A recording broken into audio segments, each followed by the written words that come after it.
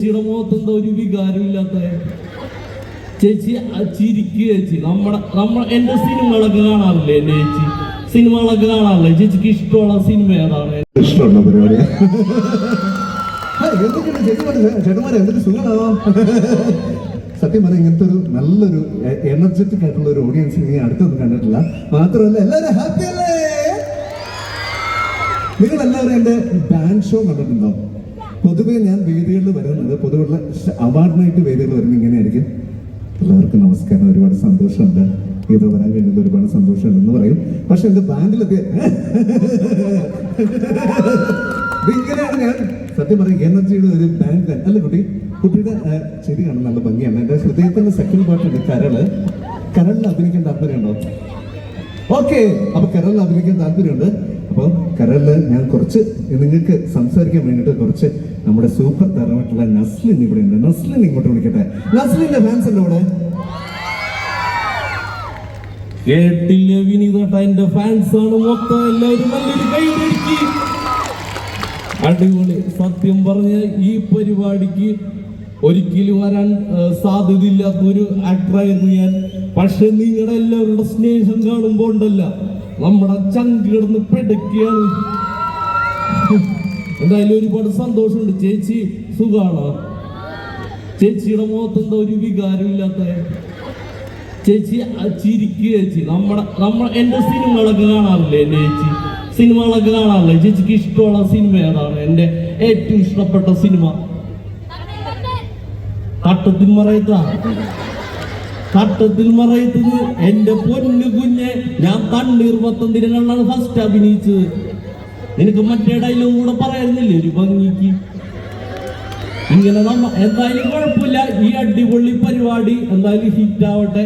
സത്യം പറഞ്ഞ എന്നെ കോപ്പി അടിച്ചിട്ടാണ് ആസിഫ് അലിക്ക നമ്മുടെ അഡിയോമിഗോസിൽ ഡയലോഗ് അടിച്ചത്. എന്റെ തണ്ണീർ 10 ദിനങ്ങളിലെ ഡയലോഗുകളുടെ എന്ത് പണ്ടാരണവൻ, ഒരു മരിചാടേൻ ചെന്ന വഴിക്ക് ഒരു 5 ഡയലോഗും. ഈ ഡയലോഗ് കോപ്പി അടിച്ചിട്ട് ആസിഫ് അലിക്ക എന്താ പറയാ, എന്റെ ഭാവി ഈ പ്രശ്നമൊക്കെ നമ്മുടെ ലൈഫിൽ എന്ത് പ്രശ്നമാണ് ലൈഫിൽ കത്തിക്കണ പോലെ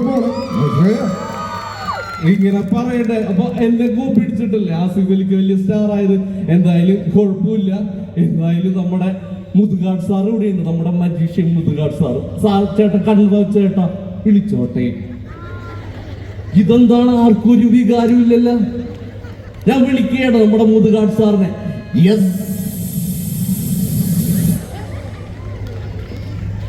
എല്ലാവർക്കും നമസ്കാരമുണ്ട്, വളരെയേറെ നമസ്കാരം. ഒരുപാട് സന്തോഷമുണ്ട്.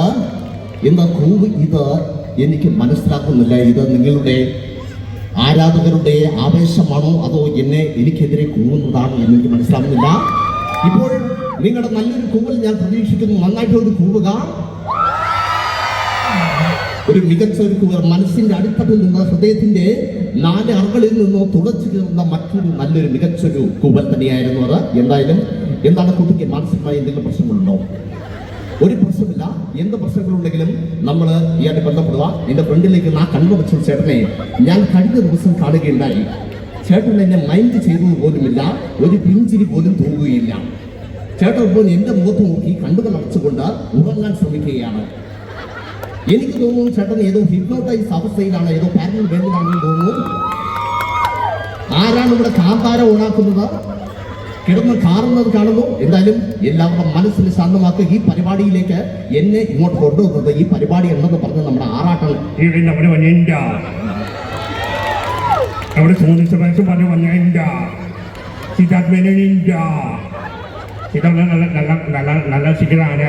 നല്ല singer. Is A very good singer and is A very good. അങ്ങനെയൊക്കെ പറയുന്നുണ്ട്. എന്തായാലും താങ്ക് യു സോ മച്ച്. എന്തായാലും നമ്മുടെ ഈ പരിപാടിയുടെ ഉദ്ഘാടന കർമ്മങ്ങളിലേക്ക് കടക്കുകയാണ്. ഉദ്ഘാടനം നിർവഹിക്കുന്നത്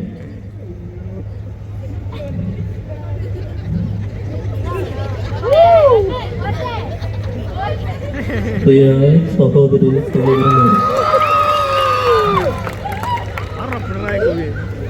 ഇന്ന് നമ്മുടെ ജീസസ് ഇൻഫാന്റ് സത്തിലെ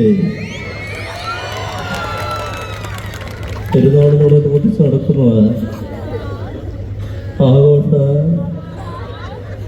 പരിപാടികളാണ്.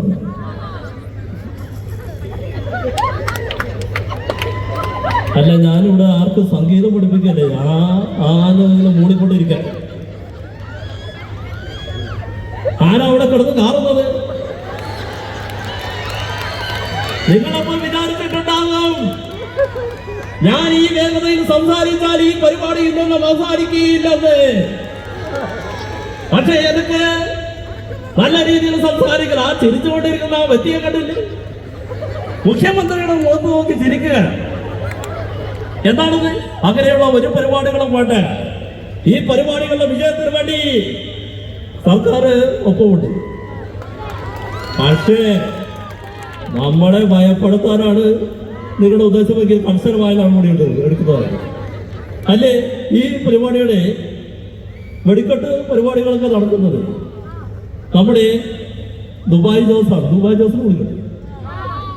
ഭാസ്കര, ആ ചേച്ചി എന്തൊക്കെയുണ്ട്? ചേച്ചി സുഖാണോ? ആ നെടുമ്പാശ്ശേരിക്ക് വന്നപ്പോ തന്നെ കണ്ണിന്റെ വിചാര.